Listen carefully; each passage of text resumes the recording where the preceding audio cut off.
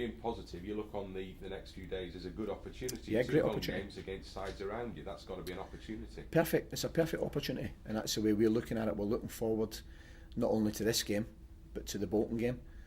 If you think back to the last home game we have and performances we've had of late, at home, I think if we can put the two together with goals, with intensity, with performance, there's no reason why we can't get 6 points out of these two games. Is that a necessity or not? Well, I think each home game, you should be approaching it where you want to win your points at home, and you want to get on the front foot. You want to score first. You want to be positive, and we've been that in every home game. So we've been great at home as far as taking the game to opposition, and there's no reason why we'll change that in any way.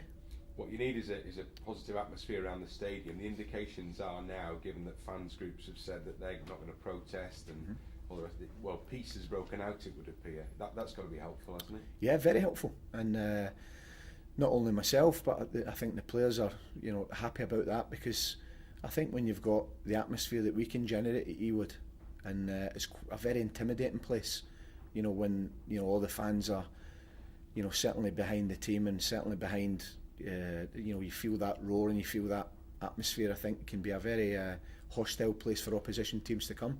So I'm delighted that we're now going for the remaining games, go in that direction, and I'm hoping that the fans that were grumbling a little bit after the next two home games will go home with a nice early Christmas present. Well, on that basis, it looks like a pivotal few days in many senses. The world could be a much better place next week. Yeah, and that's the way we're looking at it. We look positive. There's no reason why it can't be. Two home games against teams round about us. Very good last result at home. Good performance first half, and good to get one nose in front against Sunderland, but poor second half. And we've not swept it under the carpet. We don't do that. We look at each performance and each part of the game, and we've addressed that very much yesterday on the training ground, what we've done with the ball after we defend. And it was extensive yesterday, the session we done. Do you use the phrase must win yet, or do you use the phrase must not lose? Well, we look at both games and say both games we would love to win, and why not? Why can we not win two games back to back? While we're talking about football matches here, around you there's a swirling, a soap opera it could be described as, financial crisis supposedly, no financial crisis, the owners a truce that fans have called for, the protest, but all the rest of it. Can you genuinely, honestly focus on those two games of football in the midst of all that other stuff? Well, this thing's been swirling around for a long time.